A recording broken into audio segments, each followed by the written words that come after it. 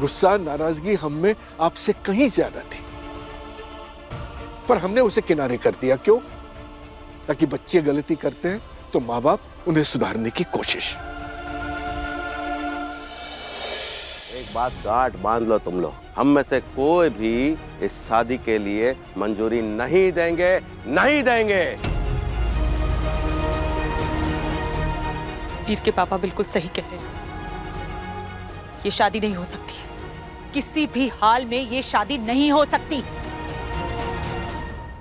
तो एक बात बताइए, उस दिन भरी सभा में वीर के पापा ने सारे समाज के सामने ये घोषणा की थी, माता रानी को साक्षी मानकर ये कहते हैं कि आज से राधिका बिटिया चौहान खानदान की बहू है।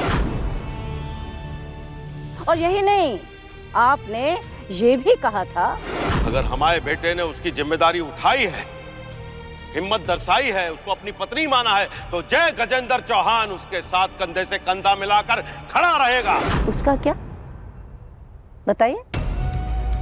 मंच पे जो होता है ना जानकी देवी, वो नाटक होता है, फिर चाहे वो नेता के मुंह से निकला हो या फिर अभिनेता। और हाँ, शादियां भी बराबर में ही होती हैं। हमारा नाम, हमारी पहचान, हमारी दौलत, हमारी हैसियत की बराबरी करने में ना 7 जन्म लग जाएंगे आपको। तो फिर रिश्ता भी 7 जन्मों के बाद ही लेकर आइएगा। हाँ? और एक बात जरा ध्यान से सुनो, हमारे जैसे घरों में तुम जैसे लोगों को नौकरी मिलती है, रिश्ता नहीं। हम शादी की बात कर रहे हैं और आप बिजनेस की। ये हैसियत, रुतबा, पैसा, ये सब बिजनेस पार्टनरशिप में मायने रखता है। शादी में सिर्फ 2 लोग देखे जाते हैं, उनका स्वभाव, उनके गुण, उनके संस्कार मायने रखते हैं।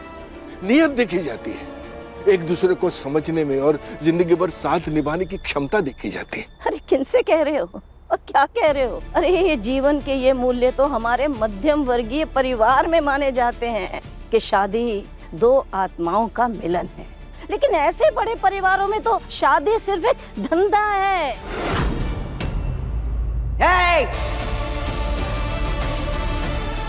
अपनी जबान को लगाम दो जानकी देवी। हमारे परिवार, हमारे खानदान के बारे में एक और शब्द भी बोला ना तो अंजाम अच्छा ना होगा। ये सब बड़ी बड़ी बातें तुम इसलिए कर रही हो ना क्योंकि तुमको अपनी पोती को जबरदस्ती हमारे घर में घुसाना है और जबरदस्ती उसके माथे पे चौहान नाम का ठप्पा लगवाना है। अरे हम तो गलत थे कि तुम यहाँ भीख मांगने आए हो, पर ना, तुम तो यहाँ डाका डालने आए हो भाई, ताकि तुम लोगों का जीवन संवर जाए। ये सब सोच के आए हो ना तुम लोग यहाँ। एक मिनट, न तो हम यहाँ भीख मांगने आए हैं और ना ये सोच के जो आप बोल रही हैं। हम सिर्फ और सिर्फ अपने बच्चों की खुशी और उनके भविष्य के लिए एक सम्मानजनक प्रस्ताव आपके सामने लेकर आए। गुस्सा, नाराजगी हम में आपसे कहीं ज्यादा थी, पर हमने उसे किनारे कर दिया। क्यों? ताकि बच्चे गलती करते हैं तो माँ बाप उन्हें सुधारने की कोशिश। अब देखिए ना आप लोग, हैं? वीर ने उतावलेपन में इतनी भारी गलती कर दी कि दोनों के दोनों परिवार परेशान हो उठे।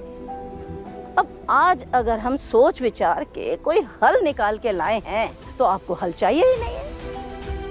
आप लोगों को माफ कीजिएगा, रुतबा, दौलत, धन, इसके सिवा और कुछ दिखता ही नहीं है। ये बस बहुत हो गया तुम्हारी टट। अब निकलो यहाँ से, हमारे घर से निकलो। नहीं दादी, ये लोग कहीं नहीं जाएंगे।